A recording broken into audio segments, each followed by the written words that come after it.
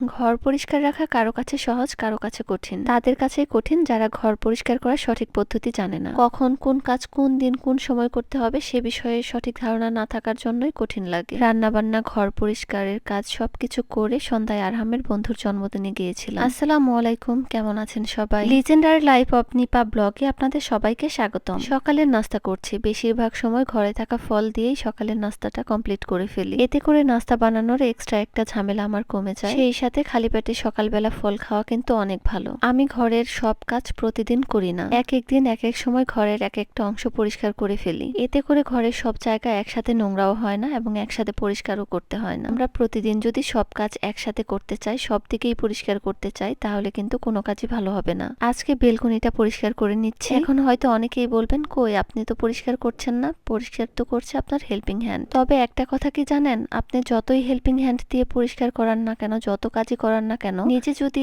Effort না দেন তাহলে কিন্তু ঘর পরিষ্কার সাজানো গুছানো থাকে না। হেল্পিং হ্যান্ড দিয়ে কাজ করালেও কখন কোনটা কিভাবে করতে হবে সে বিষয়ে কিন্তু আপনাকেই বুঝিয়ে দিতে হবে। হেল্পিং হ্যান্ড কিন্তু শুধু চোখে দেখা যায় এমন কাজগুলোই করে দেয়। চোখে দেখা যায় না এমন কাজের অভাব নেই একটা সংসারে। মোট কথা, আপনি যদি নিজে অ্যাক্টিভ না থাকেন তাহলে আপনার ঘর কখনোই পরিপাটি সুন্দর থাকবে না। কাজের রুটিনটা কিন্তু আপনাকেই ঠিক করে দিতে হবে। ঘর পরিষ্কার পরিচ্ছন্ন সাজিয়ে গুছিয়ে রাখার জন্য আপনার মনোভাব বেশি থাকতে হবে। তা না হলে 5 জন হেল্পিং হ্যান্ডও আপনার ঘরকে সাজিয়ে গুছিয়ে রাখতে পারবে না। আবার অনেকেই এমন আছেন কোনো হেল্পিং হ্যান্ডের সাহায্য ছাড়াই ঘরকে চকচকে তকতকে রাখে সব সময়। আমি নিজেও বেশ কিছুদিন হেল্পিং হ্যান্ড ছাড়াই একা একা সব কাজ করেছি, কারণ ডক্টর আমাকে সবসময় অ্যাক্টিভ থাকতে বলেছিল। খালা বারান্দা খুব সুন্দর করে মুছে দিয়েছে। খালা বারান্দা পরিষ্কার করার পর যখন শুকিয়ে গিয়েছে, আমি ঘাস কার্পেট বিছিয়ে দিলাম আর গাছগুলো জায়গা মতো রেখে দিলাম। বারান্দাতে একটু সবুজ ঘাস দিলে আমার ভীষণ ভালো লাগে। এই ঘাস কার্পেটটা আমি কিছুদিন উঠিয়ে রেখেছিলাম, বিছানোর সময় হচ্ছিল না। আমার কাছে তখন বারান্দাটাকে মরুভূমি মরুভূমি লাগতো। ঘাস কার্পেট গুলোর একটা সুবিধা হলো রোদ বৃষ্টি কোনো কিছুতে এগুলো নষ্ট হয় না। বৃষ্টিতে অতিরিক্ত পানি জমে গেলেও ড্রেন হওয়ার জায়গা আছে। প্রতিদিন একটি একটি করে জায়গা পরিষ্কার করলে মাস শেষে দেখবেন আপনার ঘরের সব কোণায় পরিষ্কার আছে। এরপর আমি রান্না বান্না করতে চলে এসেছি। গরুর মাংস এবং লইটা মাছ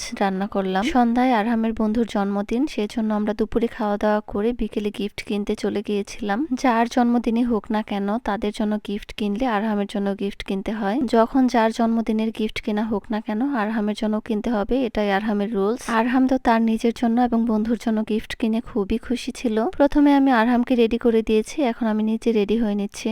এই ব্যাগটা কিছুদিন আগে গিফট পেয়েছি। এই ব্যাগটা কিছুদিন আগে আমার এক ভাবি অস্ট্রেলিয়া থেকে গিফট করেছে, তো দেখলাম আমার জামার সাথে বেশ ম্যাচিং হয়েছে। এই তো আরহাম দৌড়ে বন্ধুর বাসায় চলে এসেছে, যেহেতু বাসার কাছেই, আসতে তেমন একটা সময় লাগে না, জাস্ট 5 মিনিট। জন্মদিন কিন্তু আরহামের বন্ধুর, কিন্তু সে এত বেশি খুশি ছিল কি বলবো। বাচ্চারা এমনই, অন্যের খুশিতে নিজেও বেশ খুশি হয়ে যায়। আমরা বড়রাও যদি এমন থাকতাম কত ভালো হতো, তাই না? আরহাম বাসায় ঢুকে তার বন্ধুকে গিফট খুলে দেখাচ্ছিল। আরহাম যখন গিয়েছে তার বন্ধু তখনও রেডি হয়নি কেক কাটার জন্য। দুই বন্ধু বার্থডে ক্যাপ পরে আয়নাতে দেখছিল কাকে কেমন লাগছে। বাচ্চারা ছোট ছোট জিনিসে এত বেশি খুশি হয়, আমার দেখতে খুবই ভালো লাগে। এরপর ভাবি আমাদের পায়েস খেতে দিলেন, আমরা খাচ্ছিলাম আর ওদিকে আফফানের আম্মু আফফানকে রেডি করে দিচ্ছে। আফফান রেডি হচ্ছিল আর আরহামকে বলছিল, আরহাম আমাকে কেমন লাগছে দেখতে? আরহাম বলছে, তোমাকে অনেক সুন্দর লাগছে আজকে। তো আবার দুইজন খেলনা নিয়ে গিফট নিয়ে বসে গিয়েছে। অনেক আনন্দ নিয়ে জন্মদিনে গেলেও হঠাৎ করে একটা দুর্ঘটনা ঘটে যায়। এমন একটা খারাপ ঘটনা ঘটবে আমরা কেউ চিন্তাও করিনি। হঠাৎ করে আরহামের বন্ধুর ছোট ভাই খুবই অসুস্থ হয়ে পড়ে। আমরা সবাই একসাথে কথা বলছিলাম, এমন সময় বাচ্চাটা জ্ঞান হারিয়ে ফেলে, অনেক খিঁচুনি হয় এবং হাত পা নীল হয়ে যায়। তারপর ওকে সবাই হসপিটালে নেওয়ার জন্য ব্যস্ত হয়ে পড়ে। এরপর আরহাম আর আফফান দুই বন্ধু মিলে কেকটা কেটে ফেলে। আফফানও কিছুক্ষণ ওর ছোট ভাইয়ের জন্য কান্নাকাটি করে, তারপরও বাচ্চাদের মন বলে কথা। তারপর দুই বন্ধু মিলে কেকটা কেটে ফেলে। সবাই অনেক ভালো থাকবেন, সুস্থ থাকবেন, আল্লাহ হাফিজ।